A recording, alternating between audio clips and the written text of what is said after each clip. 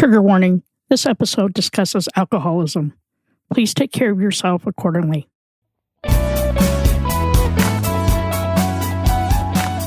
Hey there, listeners. Welcome to Shit That Goes On in Our Heads, the podcast where we normalize conversations around mental health. That's right. I'm Dirty Skittles, and alongside my amazing co-host, Rex, we are here to share stories and tips from our incredible guests. Each episode, we deep dive into struggles and triumphs of mental health, offering practical advice and heartfelt support. Because no one should feel alone in their journey. Join us as we break the stigma and build a community of understanding and compassion. Tune in and let's start talking about the shit that goes on in our heads. 3, 2, 1. Welcome back to another episode of Shit That Goes On in Our Heads. Today, I'm here with my amazing co-host, Dirty Skittles, and this is the continuation of last week's story with Johnny. Today, we have Cristy. I'm so excited to have Cristy on with us. Welcome, Cristy.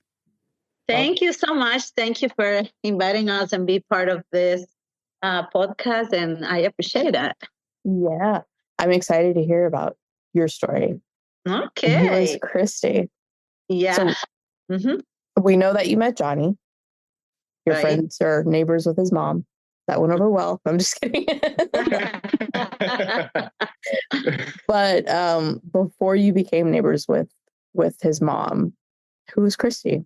How did you get to Georgia? Well, I am from Ecuador, and I came to United States in 1999.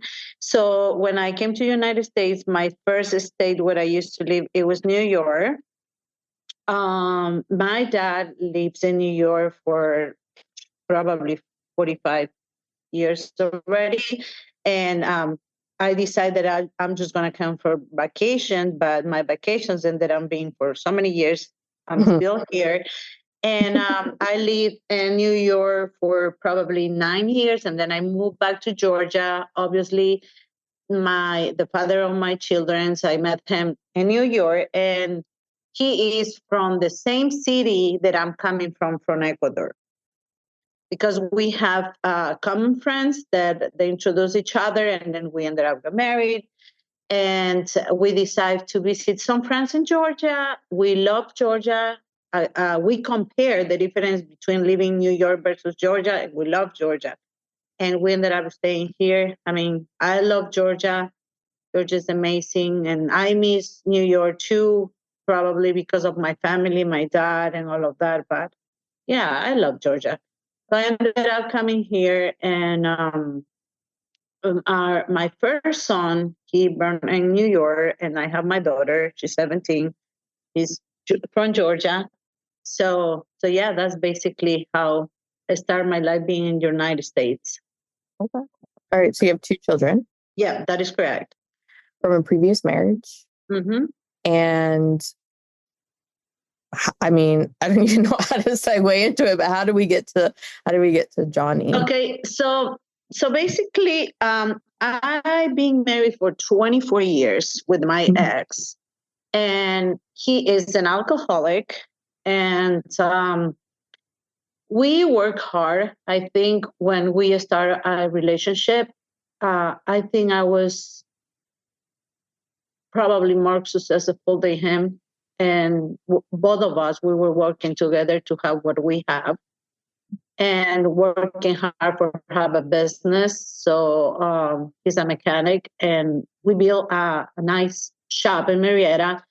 And I was working hard with him, always working hard with him, and ended up to the point where I don't know what alcoholic does or how is alcoholism and all the kind of stuff, but I will say he was a good provider, excellent provider to our house, to our children. But I was like, when I talk to people about that, I was like a little bird in a gold cage. Okay. Because I have everything that you can imagine, but happiness, zero. And I was a frustrated woman, a sad woman that cries most every day. Because, my dad, he used to drink. And I remember he was the kind of person that he drinks every Friday And sometimes he was violent with my mom. So I did see that. And I was thinking, I don't want that for me. That's the last thing that I want in my life.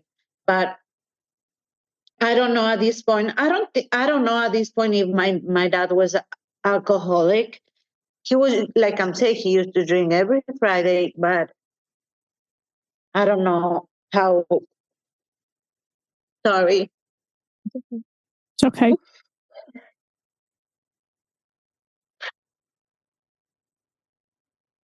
It's hard to remember things, in my childhood.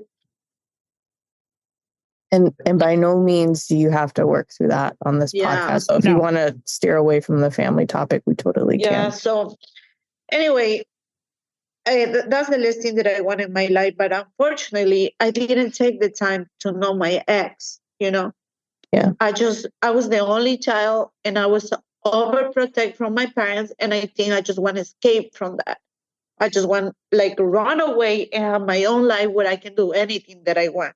Big mistake, because that's what most of people we do. We just being overprotected. We just want to escape to see the real world. And that is when you hit the wall because you're married. There is another stage in your life where you don't have the freedom to do anything you want. So, anyways, I married when I was very young. I was 19 when I got married. And I just decided I'm just going to get married. And that's it. Forget it what my mom or my dad say. So I was living like I'm saying, I have everything, but I don't have happiness. And he was the kind of guy that used to come every day drunk, every day, most of the time. And several things happened in my house that he was treating our son bad, and I was always for my son, so defending my children's. But every time was getting worse because alcoholism is like that. It's getting progressive, more and more and more and more. But I think you get used to it with that you don't realize what's happening.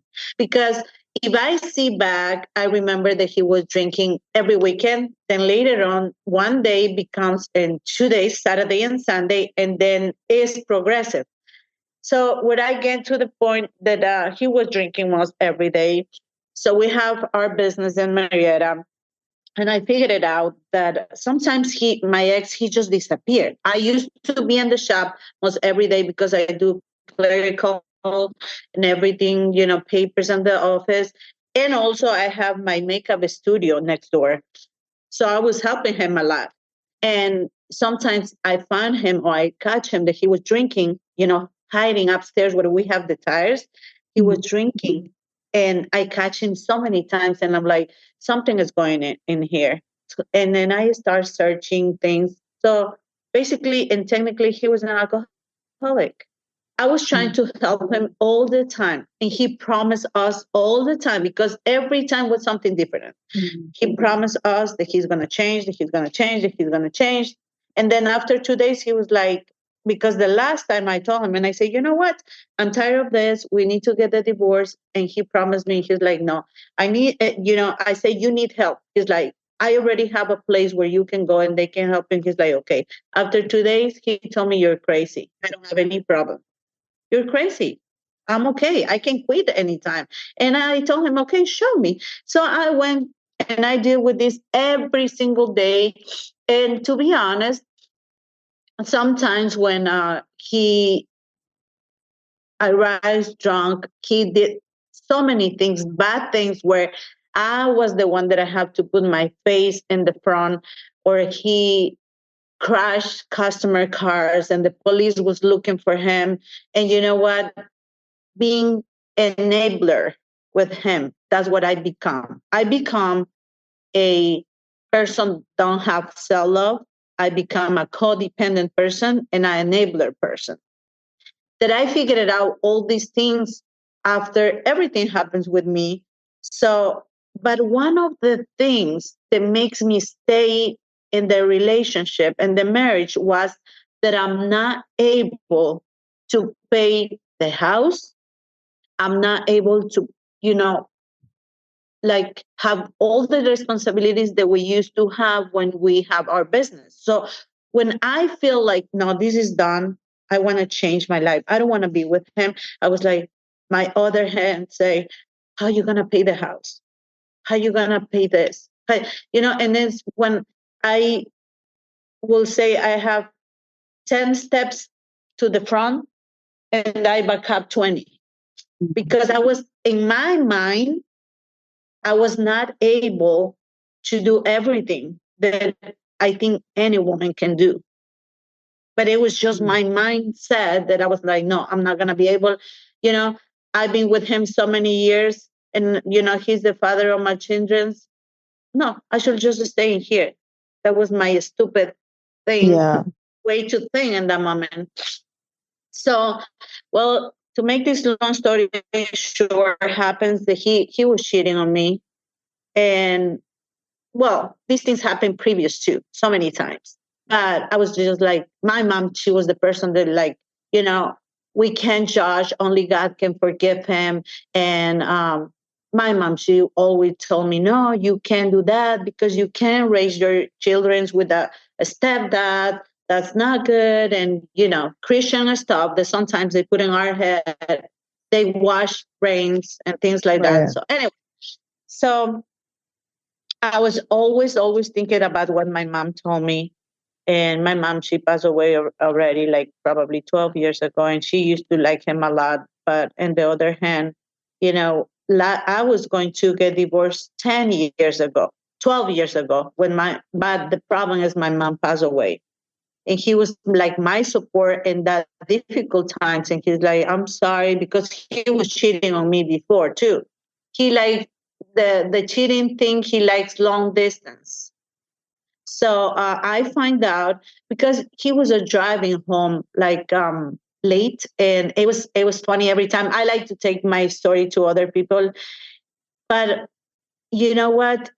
He used to come like he was laid down in bed, with the hair up. And I was like, that's weird. Something is going on because if he's going to sleep somewhere, he should at least put some water on his head and fix his hair, But I just prayed God and I said, this time I told God and I say, this is too much for me. And I don't want to look for something that it will hurt me again because I promised myself that I'm not going to look for something else. And I just tell God, this is too much for me. Something is going on because we know when, instinct. We know. And I say to God, just I leave in your hands and just you do whatever you have to do. That's it. But I was like, something is going on in here. I talk to him and I say, I just need to know what happened. You're coming late. And he was aggressive. He was just like it was horrible. It was not the guy, like he used to be every day, even though that he was drunk.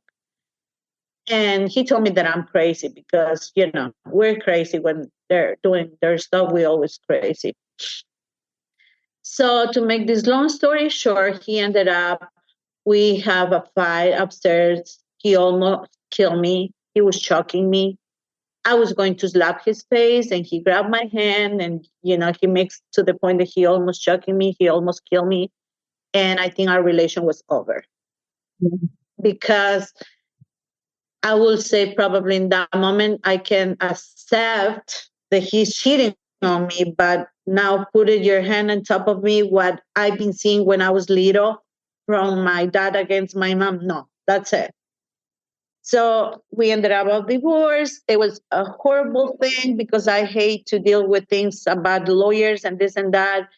I didn't fight for anything of the business, nothing, because we built together. Every single thing we built together, but I didn't fight because I want peace. Right. Mental peace. In that moment, I was going through a lot of stuff. Many people, they told me that in that moment, you're stupid because you don't, you been there, you build a business with him, but they don't understand. On the other hand, what I was going through, I was going through a divorce. I was going through that somebody almost killed me, the person that you love him, your partner, I was going through what I'm going to to do now, how it's going to be my life. So it's a bunch of things that other people, they don't understand. So I was like, I told him and I said, you know what? Keep everything, because he wants to take the house. And I was like, you're not going to take the house because my children, they're not going to be sleeping under a bridge. I'm not going to give you the house. He's like, yes, let's sell the house. And then, because it's not even paid off, it was not even paid off. And the equity, we can divide half and half. And I say, sure, okay, you want to do that? Let's do that. So we're going to sell the business and we're going to take half and half. And then is when he don't like it. So, he ended up letting me keep the house, not the house, the loan that I have to pay, because it was not even paid off. So it was a bunch of money to pay. So he led me basically the debt to pay. That's it. So I was like, it's okay. I just don't want to deal with lawyers. There's a bunch of money involved on that. And, my story is very sad because I get to the point where he was not giving me any child support. And I was like, what I'm going to do? I need money. I need to pay this. But you know what? At the end of the day, now I'm super brave because I'm thinking, I say, previous time, I should do this years before. But in my head was like, how you going to do? And I did it. I did it by myself. I did it. And I feel so proud of me. And that's what, when I talk to other people that we are in the same situation. And I say, you can do it. It's just your mind. You set your mind in a point where you say, no, I'm not going to be able. Anybody can. If you can work, if you're, anybody can. So I did mine myself, and I feel proud of that I don't need any man to help me with that. So, and then, I was in the point that I have to, somebody recommend me about Al-Anon, and they told me, Al-Anon is not only for alcoholics. Al-Anon, it's for a family or friends of alcoholics. And they told me that I should go, and that will help me a lot in the situation that I went through, because as soon as that happens to me, I was crying a lot. I couldn't understand. I couldn't believe. Something horrible happened to me, that it's super hard to talk about that, because it's still hurting me. The day when he was almost killing me, I don't know how he released his arm from my neck, that I could defend myself, because honestly, I was dying. I don't even have a chance to say, Lord, forgive me. Because when he was shocking me, it was just like, I don't even have, like, I was not thinking. I was just, but he released his arm to the point that I could breathe again. And then is when I have my other hand in the back, and I press his balls. He released his arm, and I hit him, and I couldn't run downstairs. So I called the police. Because I can't expect them. My husband, he will do that to me. The police ended up arresting me. They arrested you? Arrested you? He arrested me because he was shocking me. Obviously, I defend myself, but when I defend myself, when I turn around, I hit him in his mouth. He was bleeding. So I was not bleeding. I was just purple in my neck, I have, the marks in my neck, but I don't have blood. So Georgia has this stupid laws in here that if you're not bleeding, then the other person is going to jail. That's fucked up. Yeah. They took me to jail because I was defending myself. The good thing about that is I have a family, friends in the house. They were downstairs when we have the fight. Was upstairs. And I came downstairs, I was running, and I told them what happened. They look my neck, they see what's going on, they give me some water. They told me, please don't call the police, because my ex, he has like 2 DUIs already. And one of them, she was telling me, Chris, don't call because it will hurt him and blah, blah, blah. I did call the police.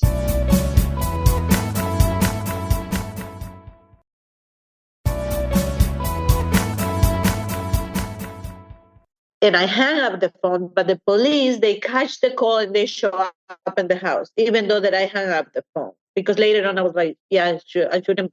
So police came, and that's what I'm saying. I was enabler because I was trying to cover him. So I told them that we have a kind of fight, and I don't tell them 100% what happened, but I told them that he was trying to choke me. I was just defending myself. They don't even read the, how you call that? Miranda rights. Yeah, the rights. They don't even read the rights. They just tell me, I have no shoes. I was with my pajamas.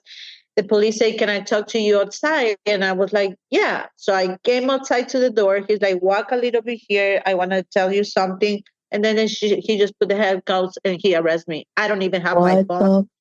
Yeah, they don't even read my rights, nothing. And I say, I don't have shoes. He don't care. I don't have my phone. He don't care. They took me. It was one day after Thanksgiving. So when I was in jail, I was so painful. My heart hurts a lot thinking, I mean, why he did this to me? Why? I never asked God. I was asking myself, but I never asked God what is happening this to me. I just say, I know God, this is on your hands. I don't know what you're doing.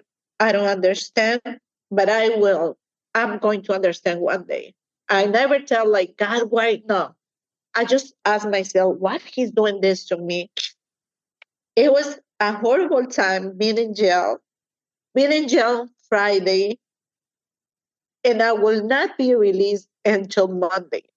That's fucking crazy. Because fucking nuts. I'm so upset right now. Yeah, I was Friday, Saturday, Sunday. In my first time being in jail, it was like horrible, horrible, horrible. I've been seeing people there, inside. But believe it or not, people inside of jail, they were nice to me. The how you call the security people, they were very nice to me. They gave me like double mattresses. They gave me double covers. Uh, they were nice. It was just like I don't know. It was like I was thinking, and I say maybe God, they put grace in their hearts. That's the way they were being like that with me. I feel special, even though that I was crying like crazy with so many questions. I feel special. So even though that it was a horrible time, been crying and been thinking about all of this, I met nice people in there. The person who was in the place they put me in, she told me her story, and I share stories with other people. I met a beautiful lady. She do methamphetamine. That's how you call it, meth. And but she was so pretty, and I have a chance to talk to her and tell her to change her life. You know, till now, I don't know why is the reason that I was there. I don't know why God wants me to be there. I don't know what I have to learn from there or what I have to, but it's not like something beautiful that you say you enjoy it. But the Christy who enters a Friday, I don't remember, and I don't want to remember the exactly day. It was November, but that Christina that enters to jail is still in there. It's not out anymore because the new persons who get out, Christy get out from jail, it was a new person, a new creature. Then is when I will say my new life started when I was released on Tuesday. On Tuesday. And my best friends, two of my best friends, they were waiting for me outside. One of them, she has to leave, but one of my best friends, she was there. And when I get out of jail, it started to snow a little bit. So it's very significant that day that I remember until now when I was out of jail. So since then, I become a new person where I have to go through Al-Anon, that I have to figure it out, like I mentioned before, that I was a person with not self-love. I was not a victim at all, because a victim will keep with handcuffs. You know, I was not a victim. I was in that relationship because I want to be there, because I was sick. Because you have to be wrong, you have to be sick to be in a relationship, that kind of relationship where somebody is um, treating you bad, with somebody it's cheating on you, and the way that I was in myself, like I say, you know, I have we have money, but I don't have the happiness, you know. So I'm a when I went through every single day. So apparently somebody told me you can, access Al-Anon and Zoom, and probably can be like 1 week, and that will be good for you. That week ended up being in 1 year and a half, where I was Al-Anon 24/7. I was in the morning, I was in the afternoon, I was in the night, when I was cleaning the bathroom, when I was doing this, Al-Anon, Al-Anon, Al-Anon. And then I find out, I think after 4 months, I find out that I don't love myself. I was codependent. That's why I always wanted to be with him in that relationship. And I was an enabler. So, and I started working on that a lot. I started going to eat by myself because it was something that I couldn't do. I always need somebody to be with me. And that was one of the exercises that I started going to eat by myself, having, I would say, a drink. I will have a margarita, and I will grab a Uber to take me by home. And I was enjoying myself, something that my parents never teach me that. So I was basically being a new person, a new human being, a new Christy, and working on myself. I started going to dance classes. So I think that helps a lot. But the other side of my head said, no, you're not ready for a relationship. So I was like, that was it. I was walking out.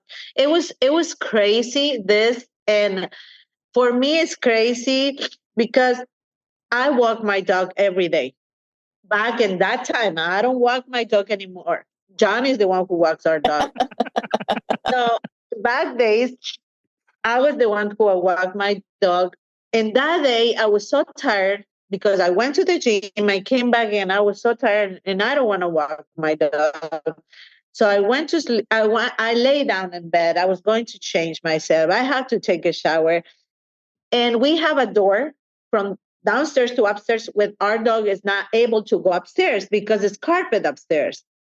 And that day, my dog showed up in my room, and she was so excited. And I said, "What are you doing here?" So I screamed my daughter, and I say, I called my daughter, and my daughter, she was in the shower. And I was like, that's weird. I came to see if the door was open. No, the door was closed. So my dog is too small to jump that door to go upstairs. And that was something very weird that till now, I don't know how that happens, how the magic happens. And I was like, okay. She was excited because I told her, and I said, do you want to walk? And she was like, cuddle with me. And I said, let's go. So I bring my dog out. And then is when I see Johnny's mom. They were walking, and she introduced me with him. And that's it. I was just like a normal person. It's not like, oh, I feel in love right away with Johnny. No. And he told me that he's new, that he don't know. And I say, oh, you know what? I have a group of friends. They like to go and be in a bucket around there. So I will let you know. That was it. Mm-hmm. So that's how stories start. We start talking or texting each other. And then one time we ended up that we're going to bucket to the city because he wants to know a little bit about Atlanta. And like I'm saying, our first date, it was not like a couple date. It was more like a friendship date. He was very nice. since the moment that I talked to him, and then we were laughing, it was like we know each other for a long time ago. But it was just something, it was our first time talking face to face. So yeah, the rest is story. Yeah, that's how it happens. I can tell you a little bit about my life. And now I will say, um, things happen for a reason. I pray God, because like I say, I come from a Christian family where I've been praying God for so many years to change my ex-husband to have a good, a nice, a new creature, but we have to be careful too when we pray and the way that you pray, because everything that I ask God for my ex, God give me another person. Another person. Yes. So I always believe, I never ask God why to him. I always accept that I give him all my stuff to him and he will be in charge. And yeah, I mean, I can tell you that we're not like a perfect couple, but I'm myself. I can be myself. I have a person, I would say that I see that he loves me, that he respects me, that he is open with me, that he's clear with me. He's not the person that keeps password on the phone, or he's in the bathroom to talk with someone, or you know, Yeah. he I would say that he's exactly a clear person, a nice relationship, a person who loves me, who I love him, and I'm happy. This is the first time in my life where I feel that I'm happy. Yeah. That's awesome. Yeah.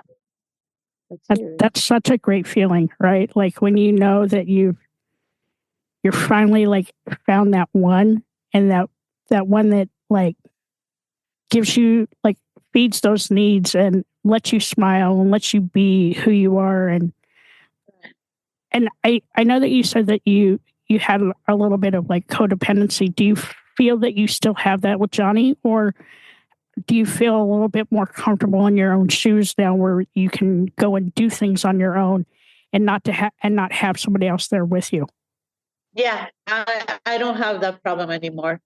I can do things by myself. I can eat by myself. And sometimes Johnny is like, "Why are you eating by yourself, honey?" And this and that. And I told him, and I explained before, because that's part of not be, codependent. I can do things by myself. I don't need nobody to be with me.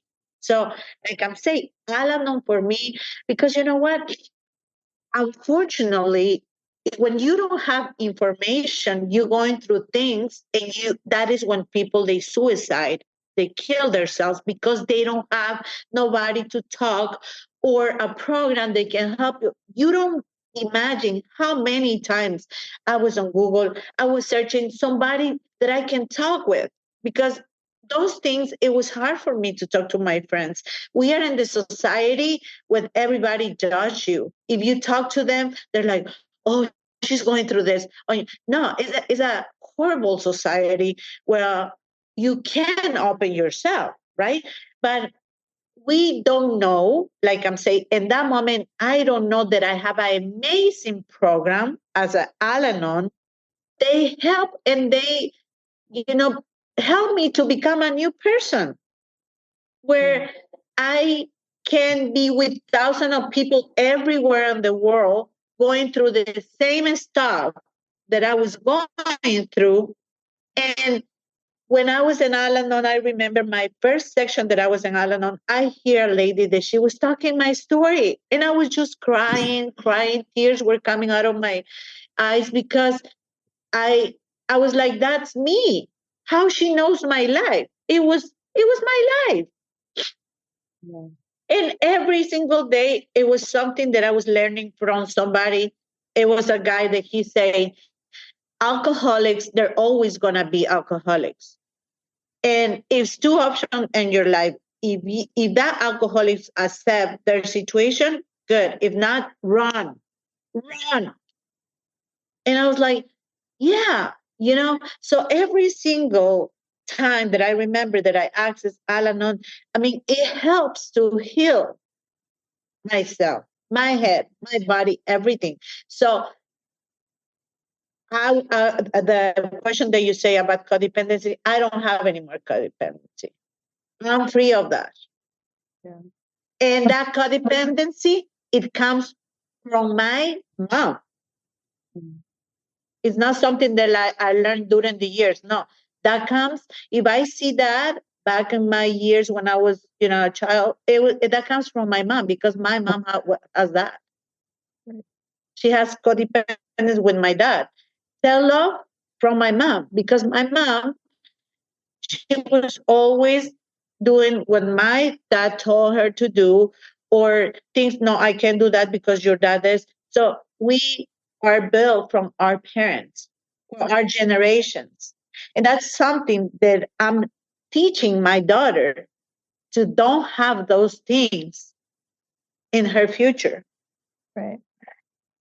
You're breaking the cycle. You're breaking that generational trauma cycle. And just to add on something to here, like if anybody out there is having an issue and they don't know where to turn, call 988. They will help you get the help that you need. Mm-hmm. They're anonymous, they're free, and they saved my life. If you feel like you're in crisis, just pick up the phone. You can call them, you can text them. They don't ask your name. And there are resources out there for, children and adults. What's the number? It's 988. Oh, okay. See, I don't even know that. And you know what? So many times I feel like, when he does things that makes me sad or makes me like that, I feel just like, I just want to die. I have those thoughts in my head. I just want to die and probably disappear. And that was it. I don't have to worry about this anymore because you get to the point that you're like, what am I going to do? Yeah. But yeah, I mean, everything happens for a reason, and here I am. And I don't hide my things. I like to speak out. I like to tell people, my situation, my life, everything that I went through. I like to tell them because I want them to get out of there. If you are in a toxic relationship, just run. There is a big world outside waiting for you. Yeah. Amazing opportunities. People who will love you the way that you are. You know? Well, I'm so thankful you're here and that you took those steps and that you were able to pick yourself up by your bootstraps. And now you're in this amazing relationship with Johnny, right? Yeah. And I love that you were able to help him, right? Recognize what his issues were and get him to a better place in his life. I mean, what a blessing. Yeah. That's why when, so I was learning that you have to see red flags when you're dating someone. I was not ready for that, but I know, and I was learning about the red flags. One red flag, it's okay. Two red flags, three red flags, wrong. So when I was dating Johnny, honestly, I see a nice guy. I really like Johnny, and he's a hardworking guy, and that's what I like him a lot about him too. And but I start seeing because I told him where I come from, and alcoholic ex-husband, and this and that. So he's smart, and he was trying to hide from me what he was doing, right? So I started seeing because I remember somebody from Al-Anon say, be careful because if you're coming out of alcoholic relationship, that's what you're going to find next. That's what is going to attract you next. And I was always thinking about that. And when I figured it out that Johnny was drinking, I was like, she was right. And I say, I don't want this. You know what? Yeah. I say, I don't want. So he decided that he wants to be my roommate, basically. So he was coming in here, but my roommate ended up being in my room now. And when I started seeing him that he was drinking, I was like, you know what? I don't want this. I put him on every all the stuff in his room. Like his room supposed to be his room, and I don't want you here. I mean, I already went through this. I hate the smell of somebody drinking and sleeping next to me. I hate it. So I was like, no, thank you. And then I told him and I say, hey, Johnny, so, I know where I'm coming from. I don't want this for my future. I don't want this for my children either. So I think everyone needs to take had their own way, and that's it. I don't want to hurt you. I don't want it to hurt me. And then then later on he realized, and he's like, no, that's it. No more. I promise you. But I know those promises. I used to get the promise every time. And I was like, all right. But see, I feel very proud of Johnny because it's something that is not easy. And I know that it's not easy, and he did great. And, like I'm saying, he is amazing. I mean, he's very strong. I'm very proud of you, baby, because, it's been like more than 2 years since the day that he says, I'm done. It was it.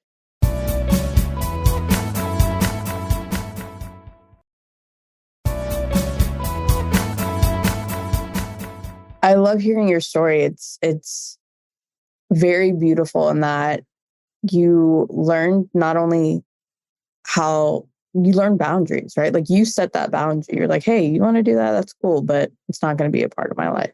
Right. And I feel like being able to do that is such a strong tool that, you before didn't even know that you had the power and the strength to be able to set a boundary. Right. So I think that's just such huge growth. I don't know. I love hearing your journey. That was beautiful. So thank you for sharing that.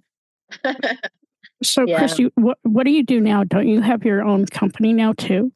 Yeah, well, I'm a makeup artist for so many years. I learned this in New York, and I have like I mentioned before, my suite next to my ex. So when we were in the divorce, he kicked me out.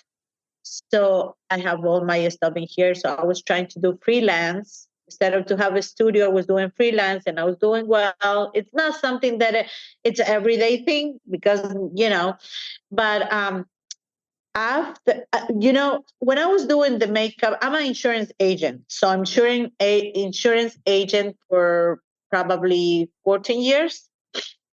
I'm a freelance. I work from home. And also, I was doing the makeup. So I start seeing my clients that have a dry skin and problems in their skin. So I have a friend who has a spa. So I was referring them to her so they can go and have their facials and all the kind of stuff with her. And my clients, they're like, yeah, but she's kind of far because it's a long drive. So yeah, I'm looking for someone around here. So one time I was like, wait a minute, I should do that. I should do the facials. I should study for that. So when I was in the process of the divorce, like I told you guys, it was super hard for me because I have a lot of things that I have to pay. Then I found a job in a restaurant as a server. So thanks to being working in there, I pay my school. I cover my expenses of the house. I was busting my ass working hard, and I paid in full my school. I graduate. I'm an esthetician, and I opened my spa. So I was working from home, but now the room that I make specifically for that is too small, and I decide no, I need something bigger. And now I'm gonna open next week my spa in Woodstock. Yes, very cool. So I'm super excited. So I mean, this year's been a lot of good for me as a professional, as a person, as a wife. So yeah, and so right now I do insurance agent, makeup, and spa, everything with skin. Wow. Yeah. Good for you. And also I'm working at the winery. So the days that I don't have clients, I'm working at the winery, which usually is on Saturdays. Yeah. Thanks for giving your Saturday up to be on the podcast, both of you. Yeah, no problem. I mean, I'm so excited. And like I say, one of the reasons that I'm here is because there is a lot of people outside need help and they don't know where to find the help, or they scream silently. Yeah. They need help. And, you know, there is a lot of resource outside that I can help you. They're not there for judging you. They don't want to know, they just want you to learn or take the right steps to find yourself, to get help. So when Johnny mentioned about this, and I'm like, yeah, definitely. I always want, to have a podcast or want to do. I never know how to do it, how to start it, where to start it, because I have a lot of friends, and I have my cousin visit me for Thanksgiving, and when he was here, I have a couple calls of friends that calling me and telling me their stuff, their situation, and he was like, "Why are they calling you? Why are they telling you these things? They're so toxic." And I told him, and I say, "Believe it or not, there is a lot of people out there. They need help. They need somebody to talk with. They're not being judged, or they're not being, because usually when you have friends, and I learned that when you tell them something and they start speculating to other people and tell, we don't need that. And believe it or not, I have a lot of people around me. They have problems, and the first person they call is Christy. All the time I'm on the phone, Johnny is like, blah, blah, blah, blah, blah, blah, blah. He's laughing on me because I'm talking to them. And I say, probably my husband, they can see, oh my gosh, she's all the time in the phone. Probably my daughter, they can be, oh, my mom is the whole day in the phone. But you know what? What I do, probably to say to my friend few things, it can save lives. You know, you don't know in that moment what person is going through. And I'm telling you, I have friend. I remember that I have a friend that he was going to kill himself. He was with a knife saying bye to another friend. Where she called me, she said, "You need to call him right away because he's gonna kill himself." That is when I jump and I call him and I say, "What are you doing?" He's like, "I'm desperate because of this and that." And I say, "No." So I was like, "If you want to, I can go there." He lives in New Jersey. And I say, I talk to him, just the few things that I can tell him about life, because I was there too.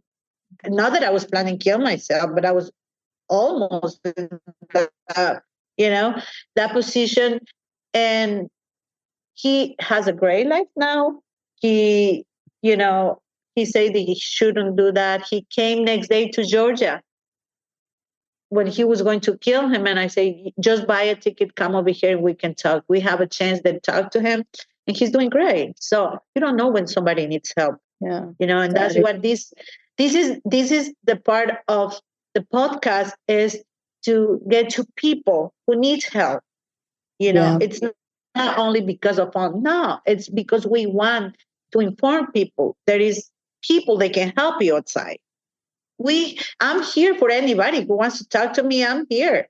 And every time that I talk to my friends, I tell my story. I don't feel afraid. I'm not hiding anything. When I'm telling you what you just see, that's who I am. And I can tell you things that it may help you. So, yeah. Yeah, that's true. I love that. And, all our lived experiences, right? We can take those and we can help somebody else out. And, right. Basically all it comes down to is, I don't know, be fucking kind. All right. Because people have no idea what's going on. Like we all wear that mask, but you have no idea what's going on behind you or inside that person. And I'm so proud of you for, finding that gumption to like change your life, right? And bring it to fruition. And I'm so happy for you and Johnny, right? Like, damn, what a great what a great relationship, and and the things that you guys bring to the world from both of your shared experiences. And Johnny wanting to help people in the restaurant industry, step away from drinking, and you doing your facials and talking to your customers and talking to your friends. Like, that goes so far. And man, I commend you Way to go. Okay. Yeah. And exactly what you just say is what it is. A few days ago, 2 days ago, I have a client that I was doing her face, and it was amazing. I say things happen for a reason. I always think that happens for a reason. She was going through divorce, and we shared, you know, I told her what happened in my lab, and we shared. It was an amazing time that we have, both of us, talking about, our past and talking about our present. And I mean, sharing common things. It's just like, it's not only that you come and gonna do my hair and my makeup. She was like, it's amazing time that I had with you. Yeah. I was imagining that when you were talking about it. I'm like, I wonder if everybody just comes and just like it's more of a therapy session, not only for their skin, but inside as well. Yeah. Yeah, no, and believe it or not, that is a therapy, because I have clients that they just want to come and relax, and they just lay in bed and they're quiet. So, they're come Yeah. just for relax. But I have clients at the beginning, they come and they're just talking. So, and I have clients, they said, you are my therapist. It's not Yeah. only, I have one client that she said, Christy, do you think I just come because of the facial? She's like, no, you are my therapist. She's Yeah. like, I have a spa in the corner of my house. But no, she's like, you are my therapist and you don't know nobody of my friends. That's the best thing. Right. And the impartial party. Yeah. Yes. Yeah, that's true. So yeah, So, it's nice. have you had enough time to think about the answers to the questions we have for you? Our ending questions. If you can go back in time to a younger version of yourself to give yourself advice, what would you say? And how old are you when you go back?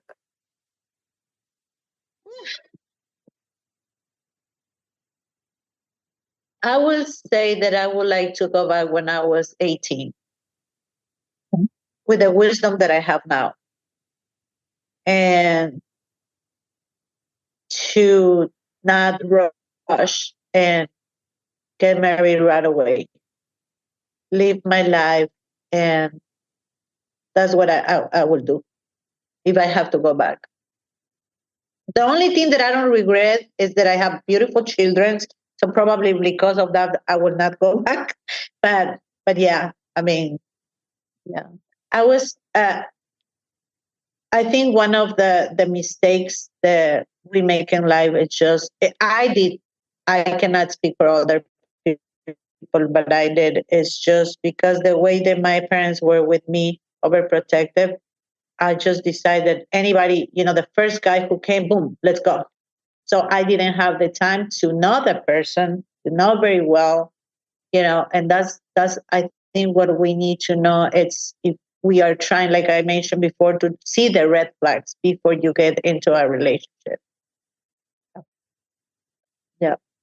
Makes sense. Yeah, that's true. But like you said, you had mentioned earlier, we are all looking at some point to just escape. So you jumped into that moment. So yeah, I hope after it all, you're able to give yourself grace for that stuff where, you don't know what you don't know. And, you were operating through what you learned. And so I hope you're able to give yourself grace. But okay. What would you say the hardest lesson you've had to learn to date is? The hardest lesson to defend yourself. Now I know if somebody kick me, I'm just gonna be bleeding and I'm not gonna do anything. I'm just gonna call the police and that's it. That shit pisses me off. That is the thing that pisses me off. It pisses me off so bad, and I because I can get into it, right? But I'm like, let's not anger the dirty Skittles. But dude, what the fuck? Yeah. What the hell, man? Yeah, defending yourself. And you know what? That was funny when I was in jail and we were waiting for the judge. Not even we're not gonna see the judge face to face. We have to see him through the screen. And there was a lot of inmates next to me, and the girl say, "What you did, girl?" And I told them what happened. She's like, "Let me tell you something, but in Georgia, you cannot defend yourself. in Georgia is the states that you can defend yourself, especially Cherokee County. Cherokee County is the worst county. And she told me that if that happens again in your life, just step back, call the police, and that's it. You can be with your eye purple, bleeding. She said, it's okay. Don't move one finger. That's her advice. Wow. Yep. So that is horrible. That makes me mad. And yeah. Wow. I don't even have a comeback for that. Yeah, I'm like, I have to stay quiet because I'll get riled up. My blood pressure is rising. Don't get riled up. But I have a couple of questions. Sure. First one is, what do you do for self-love and self-care today? Okay. For self-love, it's I trying to accept my wrinkles. When I see my wrinkles, I accept that I'm getting old. And for example, I like to take my time to go do my hair. I have to take my time to do my facials. I take time and if I want to have a bathtub, it's okay. I can have it. So I make the time to love myself. Good. That's one part. Another part of self-love, it's if you're not a good thing for my life, just you're out of my life. For example, if I have a friend that I see that she's not like bringing good things to my life, you know what? See you, baby. Or I don't talk to her. Or hey, hello, and that's it. So I'm very how can I say, selective on the people that I'm around. Yeah, that's part of the self-love too.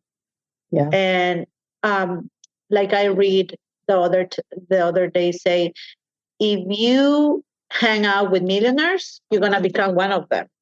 You know, it's something that we have to apply in life. If I want to have like bad friends, I'm gonna be part of them. I'm gonna be in their mouth talking about me. So that's part of the self-love. You know, be selective. Yeah, yeah. That's self-love means a lot of things. Take care of yourself. Have time for you. It's sometimes you're like, oh, I'm too busy to being having a facial. I'm too busy to do my hair. No, you always need to have a time for you. That's part of the self-love. You love yourself. You want to see yourself pretty, you know? I don't like something on my face. Well, a wrinkle I have to accept. That's part of myself. And that's the way that I love myself. Mm-hmm. I don't care what Johnny thinks or other people thinks because I have a wrinkle. I love myself the way that I am.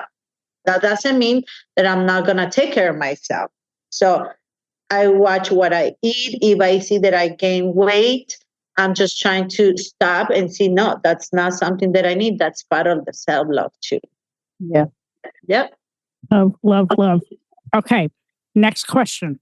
What is your favorite word? Compassion. Love that. And what's your least favorite word? I will. I will. I love this. Love. I love you guys so much. Johnny, I do have a question for you. What is the name of your winery and where can people locate you guys at? Yes.